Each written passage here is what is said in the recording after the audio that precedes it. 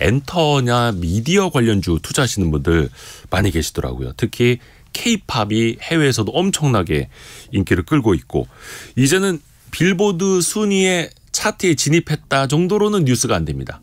적어도 뭐 한 2위 했다.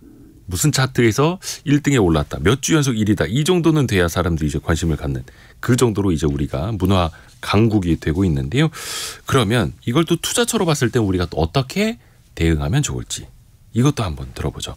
유진투자증권의 이현지 연구원과 함께합니다. 안녕하세요. 네, 안녕하세요. 특히 올해 콘텐츠 관련 주식에 사람들 관심 정말 높아졌었죠. 네, 맞아요. 체감하시기 어떠셨어요?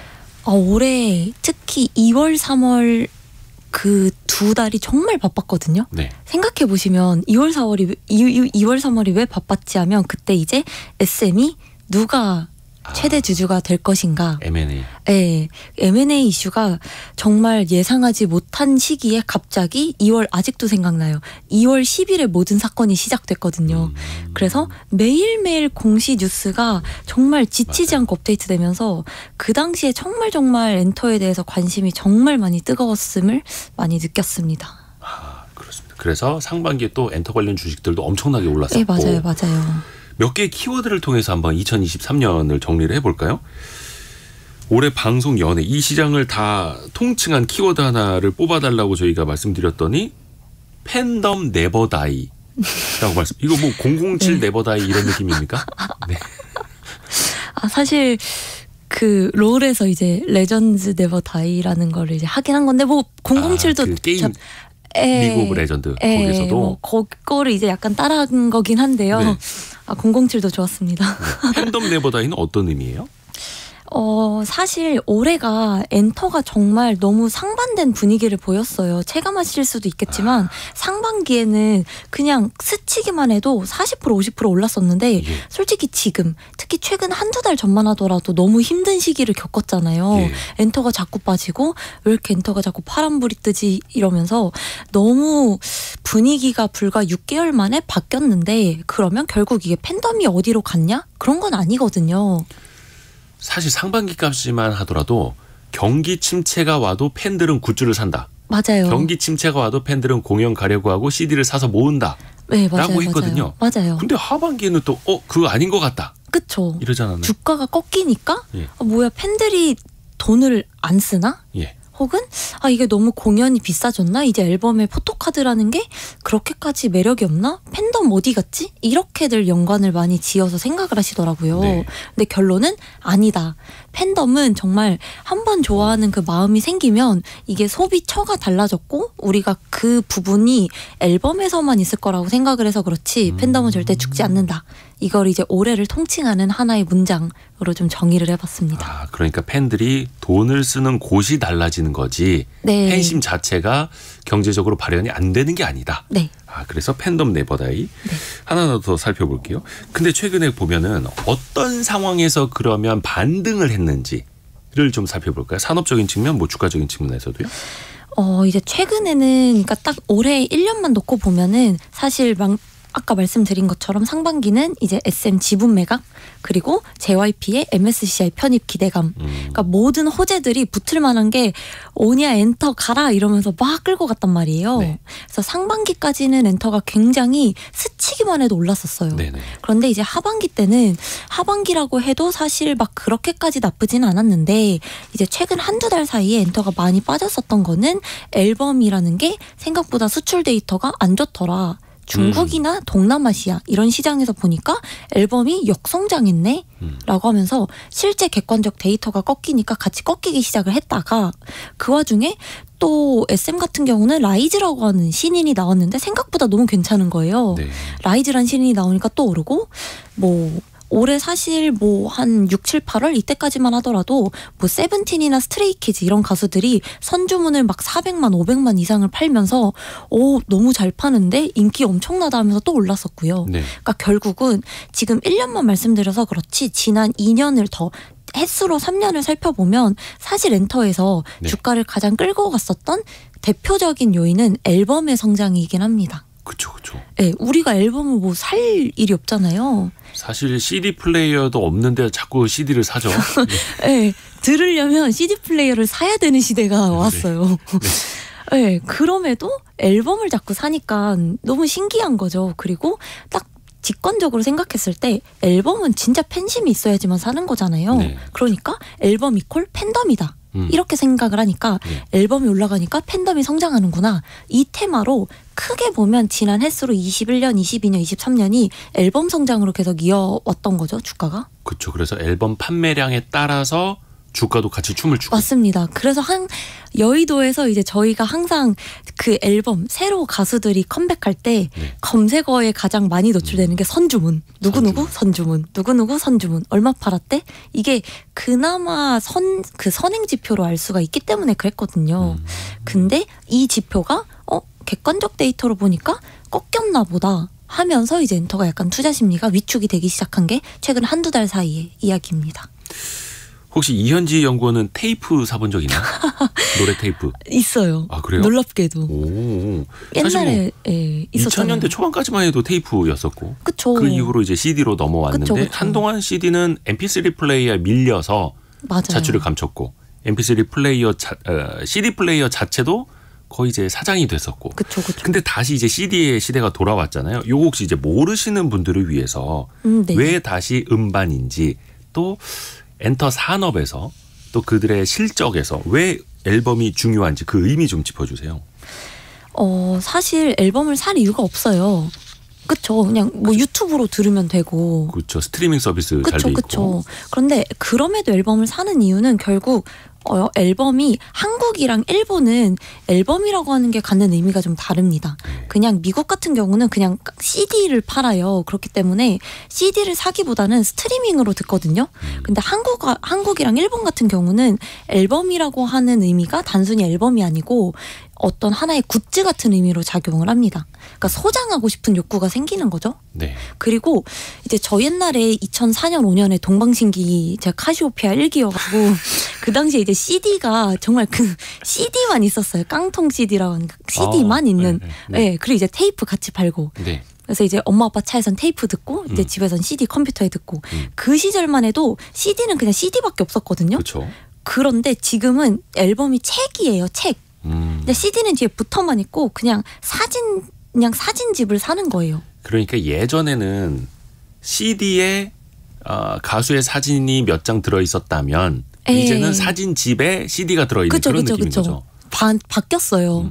네, 그래서 지금 앨범은 우리가 예전에 하는 그런 앨범이 아니기 때문에 그리고 앨범도 회사에서 되게 다양한 종류로 많이 내거든요. 그럼 궁금하잖아요.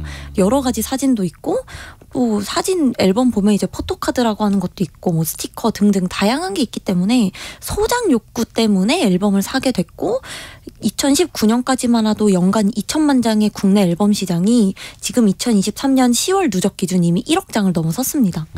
불과 4, 5년 만에 거의 5배 이상 폭발적으로 성장을 한 게 이런 수집 욕구 때문에 그렇다고 볼 수 있습니다. 그러니까 그냥 CD가 아니라 일종의 포토북, 그렇죠. 앨범, 그리고 사진첩, 그리고 맞습니다. 이게 소장품이 되는 거죠. 그렇죠. 더 좋아하는 연예인의 이거 뭡니까? 이거 무슨 카드라고 하죠? 포토카드. 네, 맞아요. 또 이거 젊은 친구들은 포카. 그렇죠. 어르신들은 이게 트럼프 이런 거 생각하시는데 포카라고 하면 젊은 친구들하고 대화할 때는 포카는 포토카드. 네, 그렇죠. 포카로 또 예절샷을 또 찍어야 되거든요. 예? 예절샷이 뭐예요?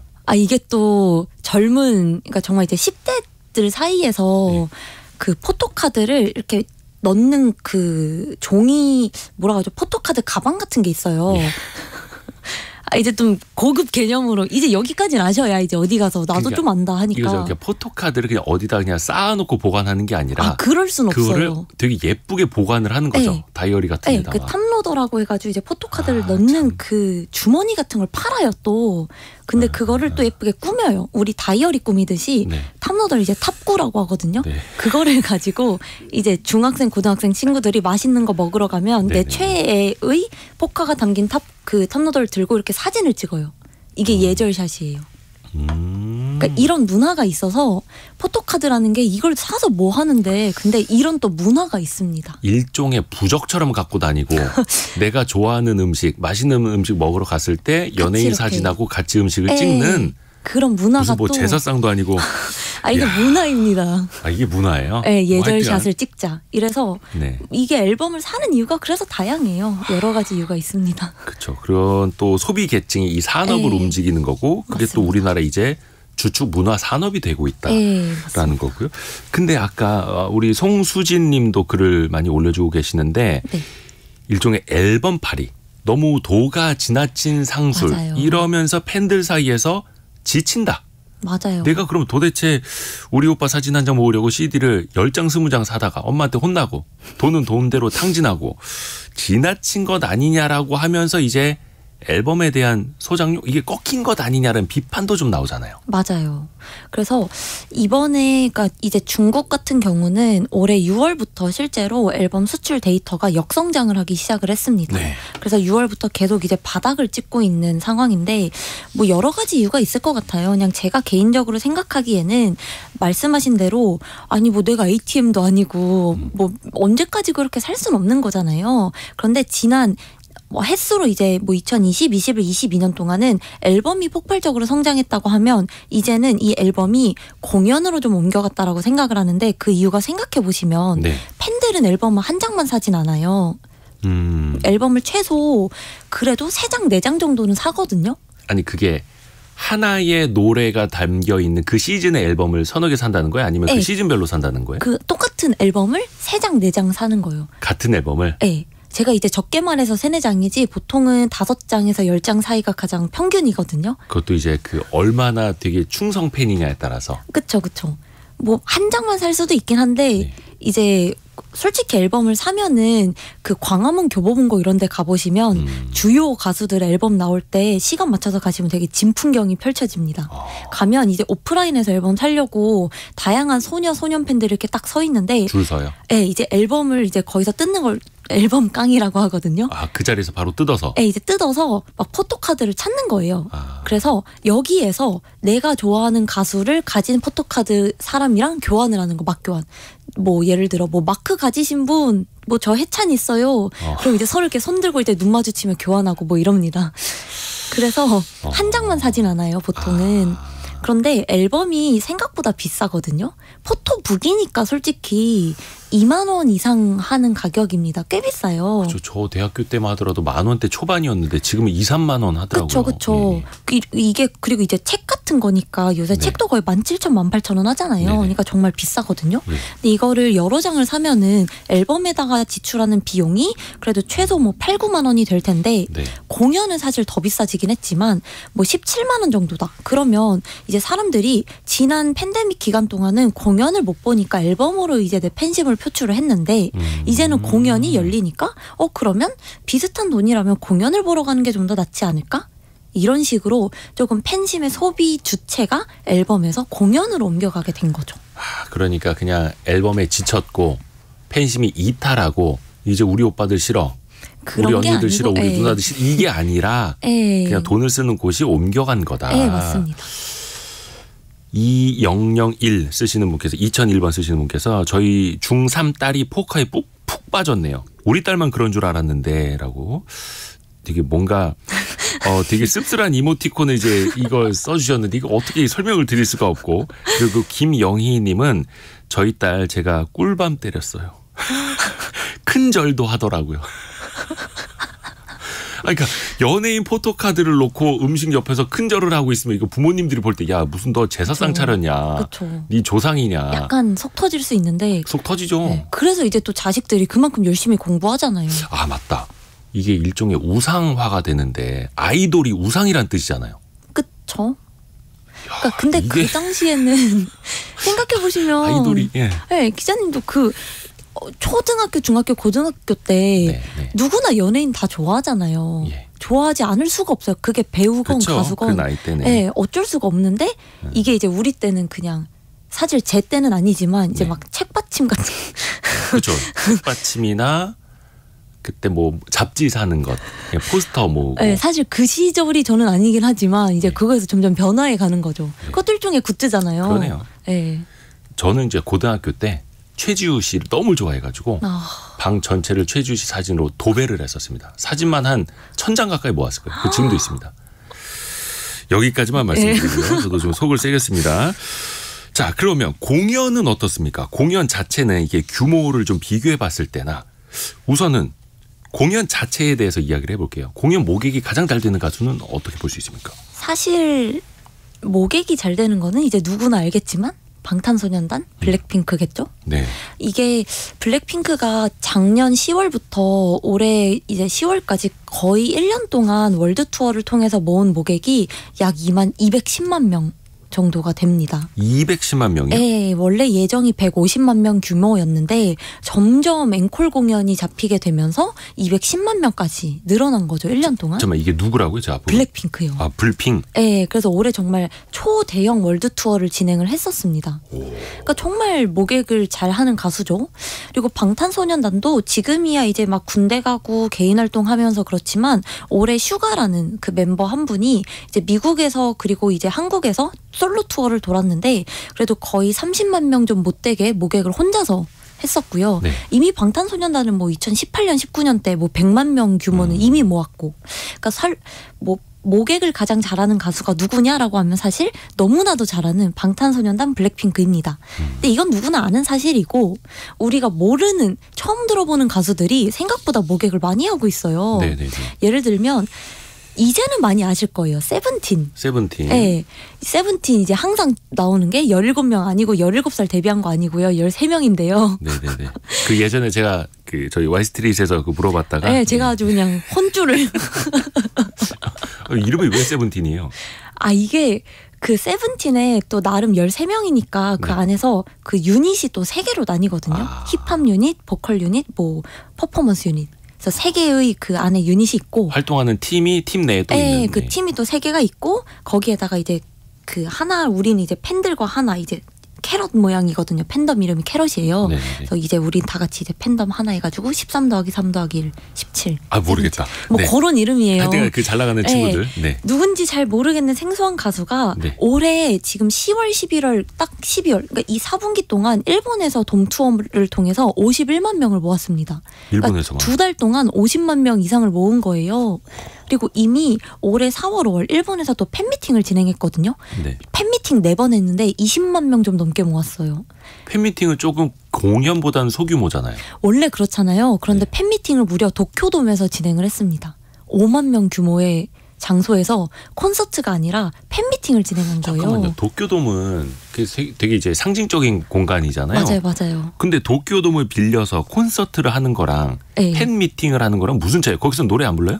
팬미팅은 그러니까 둘 다 이제 공연 같은 건데 아무래도 팬미팅은 굳이 따져본다면 노래도 많이 하는데 약간 대화 같은 걸 좀 더 많이 해요. 팬들이랑 좀 더 이렇게 자유로운 시간? 그러니까 공연은 노래와 퍼포먼스 중심인데 중간중간 대화하고. 맞아요, 맞아요. 팬미팅은 대화 중심인데 중간중간 그냥 노래 조금 네, 맞아요. 하고. 그래서 사실 팬미팅도 이제 소규모 공연이라 보시면 되는데 네. 팬미팅이 돔급에서 진행하는 가수는 몇 없습니다.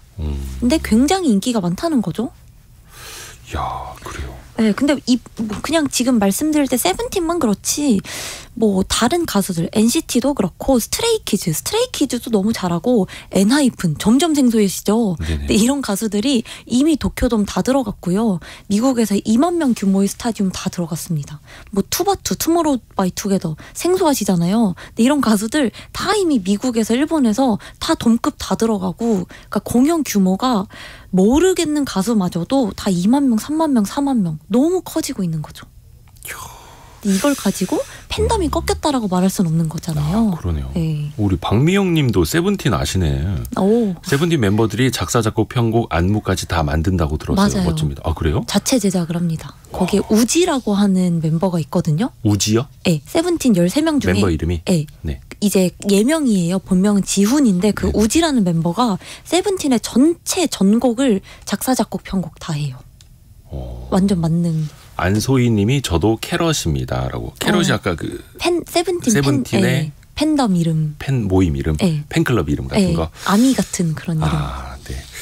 야, 그러니까 전반적으로 이 산업이 수준이 올라왔다라는 그쵸. 의미로 받아들이면 맞습니다. 되겠네요. 맞습니다. 그러면 공연 수익은 어때요? 공연 수익은? 사실 공연 우리가 막 엔터 생각할 때 어디에서 돈을 제일 많이 벌까 하면 콘서트라고 생각을 하잖아요. 네. 그렇게 사람을 모으는데 근데 사실 엄밀히 따지면 콘서트 자체만은 그렇게 돈을 벌지는 못해요.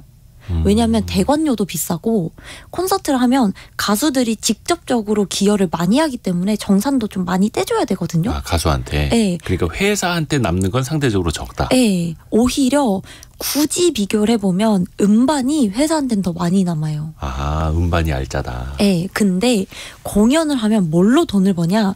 MD가 붙어서 그래서 수익성이 높아지거든요. 그 MD라고 하는 건 공연장에서 상품 가져다 판매하는 거. 네, 그 쉽게 생각하시면 굿즈고 더 쉽게 생각하면 응원봉. 응원봉, 뭐 캐릭터 인형. 네. 예. 근데 요새 MD 보면 별거 다 팔거든요. 왜 아마 다들 공감하실 텐데 우리 집 딸내미들 가방 보면 뭐 주렁주렁 달고 다니잖아요. 키링들. 키링 혹은 인형. 이런 것들이 가수를 형상화한 인형들을 팔아요.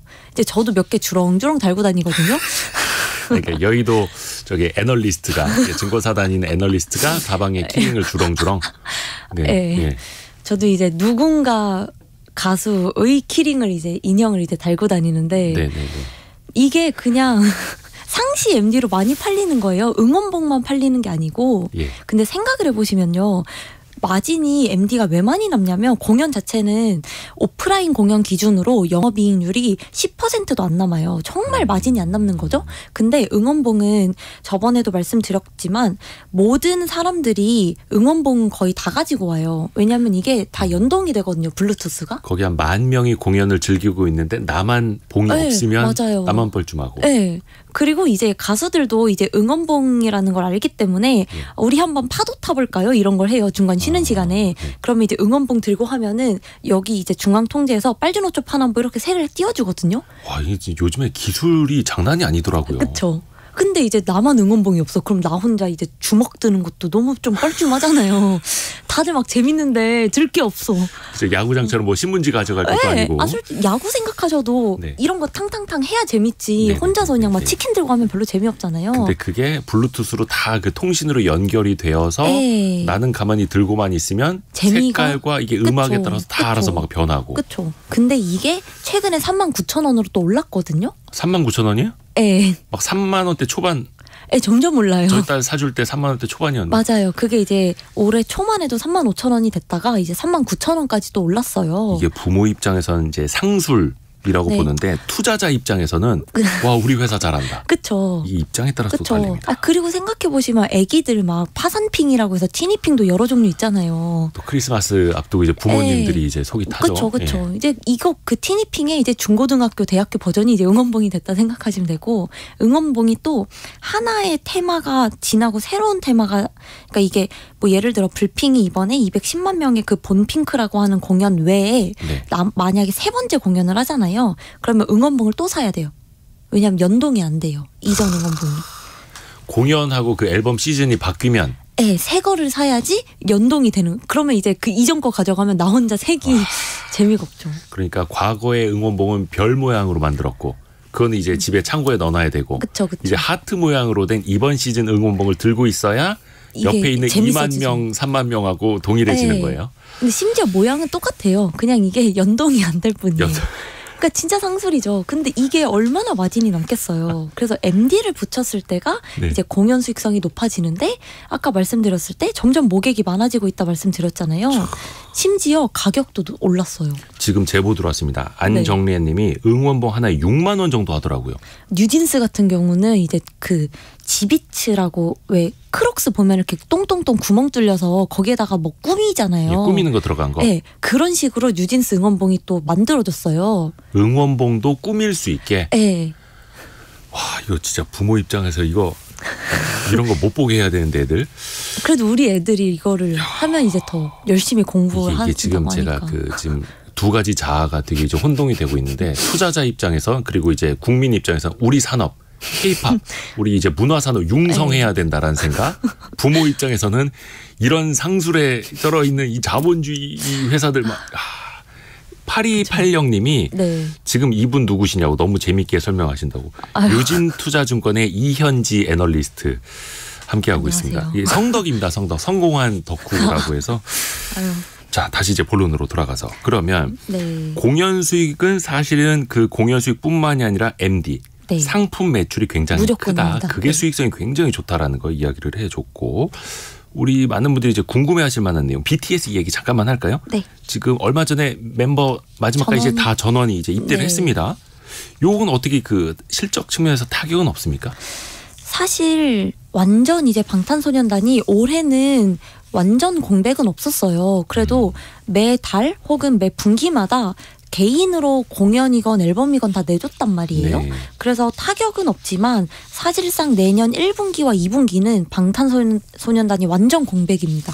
다 군대를 가 있기 때문에 내년 이제 6월에 그 멤버 진 님이 이제 제대를 하는데 진 님이 오시는 거예요. 네네네. 근데 이제 1, 2분기가 완전 공백이라서 사실 실적이 공백은 맞아요. 그런데 하이브가 또 장사를 참 잘하잖아요. 네. 그 공백기 기간에 미리 찍어놨었던 앨범들을 또 공개를 할 예정입니다.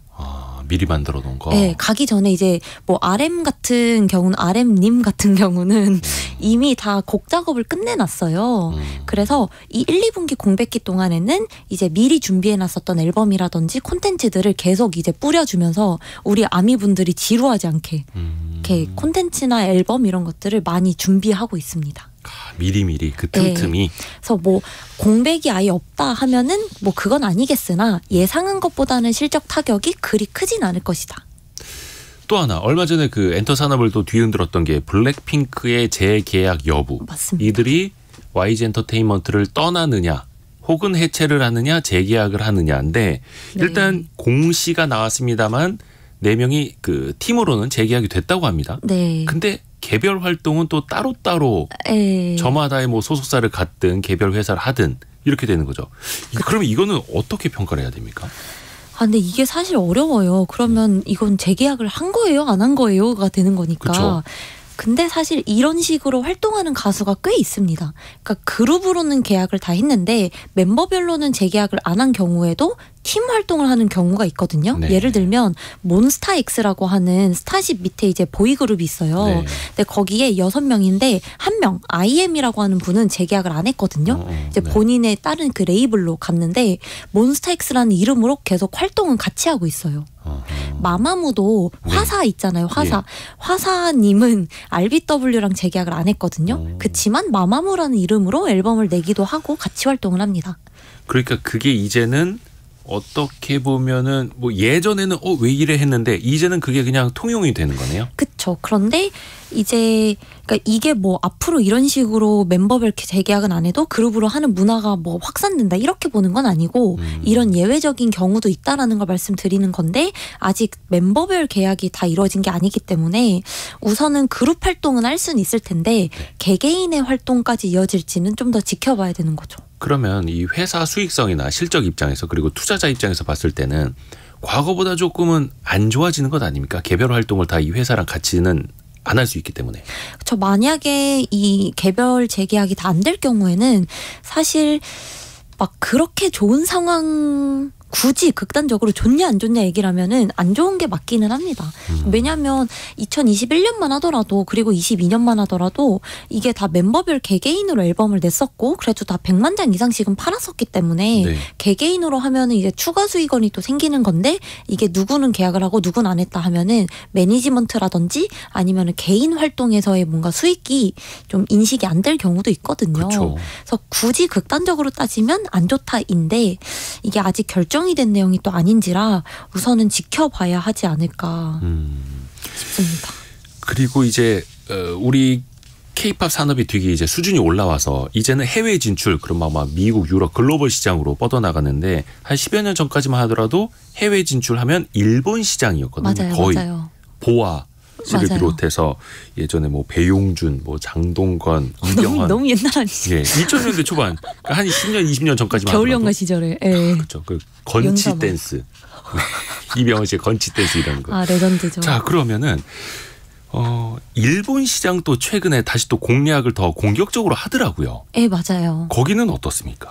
일본 시장은 여전히 캐시카우 시장이고 이게 공략하는 게 당연한 거예요. 왜냐하면 앞에 좀 더 와닿는 예시를 말씀드리면 일본에서 공연을 왜 K-팝 한국 가수라고 하면서 한국에서 공연 안 하고 다 일본 가서 공연하고 막 이러잖아요. 네네. 근데 생각을 해보면 한국에서 제일 큰 공연장이 해봐야 2만석 규모 정도밖에 안 돼요. 네. 18,000석? 근데 일본은 도쿄도면 5만 명이고 스타디움으로 가면 6만 명 이상을 수용할 수 있거든요. 그럼 일본에서 한 번 공연하는 게 한국에서 3번 공연하는 거랑 모객이 비슷하다면 일본에서 2번, 3번 하는 게 더 수익성은 좋아지겠죠. 그래서 일본 시장은 캐시카우지만 특히나 일본 팬덤의 특징이 뭐냐면 네. MD를 정말 많이 사요. 아, 일본 사람들이. 네. 그래서 일본 가보시면은 꼭 공연장 근처가 아니더라도 가방이나 아니면 어딘가에 뭔가를 많이 달고 다니고 뭔가를 많이 이렇게 메고 다니고 하는 걸 많이 보실 수 있거든요. 네. 그래서 아까 말씀드렸잖아요. 공연을 하면 수익성은 MD에서 온다. 네. 근데 일본에서 공연을 하면 모객도 크게 가져가는데 MD도 많이 팔리니까 일본을 더 확장할 수밖에 없고 최근에 일본에서 뭐 세븐틴이나 스트레이키즈 같은 가수들은 일본에서 앨범을 세븐틴은 베스트 앨범 75만 장, 스트레이키즈는 100만 장을 팔았는데 이 정도면은 일본의 거의 진짜 찐 탑급 가수랑 버금갈 정도로 많이 파는 거거든요. 그러니까 해외 가수가 우리나라로 치면은 극단적인 예시를 들어보면 테일러 스위프트가 우리나라에 지금 방탄급으로 인기가 많은 느낌인 거예요. 네. 그러니까 이게 왜 그렇게 됐을까 하는데 네. 그만큼 일본에서는 케이팝이 정말 약간 힙한 음악, 트렌디한 음악, 케이팝 가수는 세련되고 멋있다, 예쁘다 이런 이미지가 있어서 일본 시장은 절대 죽지 않았고요. 캐시카우기 때문에 미국을 진출하는 동시에 일본은 계속 확장해 나갈 수밖에 없습니다. 야, 근데 우리에 비해서 시장 규모는 확실히 크고. 그렇죠. 전 세계 두 번째로 큰 시장이 일본이거든요. 그렇죠, 사실. 네. 우리가 이제 가깝고도 먼 나라라서 사실 에이. 일본한테 이제 작게 보기는 하는데 그쵸. 한때 G2였던 국가였기도 하고 그렇죠. 인구도 1억 2천만 명이 넘고 최근에 보니까 뭐 넥스지 이런 그룹도 네, 맞아요, 뭐 맞아요. 일본인들로 구성이 된 그룹이라면서요? 맞아요. 이런 그룹들이 JYP에서 니주라고 하는 그룹이 있어요. 그 걸그룹. 네, 그 니지 프로젝트라고 하는 오디션, 그러니까 우리나라 프로듀스 101 같은 오디션 네네네. 프로그램이에요.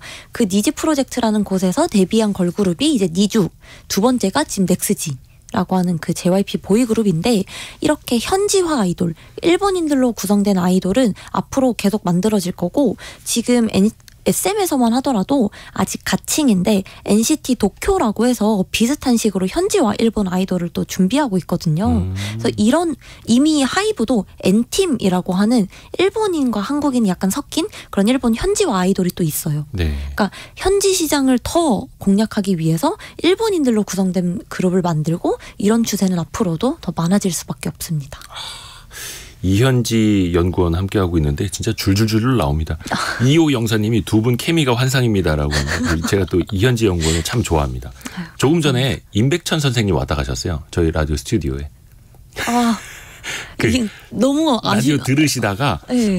저 친구 누구냐. 그래서 재밌다고 열심히 아유, 듣고 계시다고. 영광입니다. 그래서 임백천 선생님이 조금 이따 12시부터인가요? 백뮤직 KBS 네. 2라디오 백뮤직 있어서 그것 때문에 이제 가신 것 같은데. 아쉽네요. 네. 왜냐하면 또 이제 임백천 선생님은 이제 K-팝의 또 원조일 수 있기 때문에 그쵸, 또 지금도 그쵸. 하고 계시고. 자, 엔터주 올 한해 상반기엔 정말 급등, 하반기에는 급락. 2024년은 어떻게 예상이 되나요?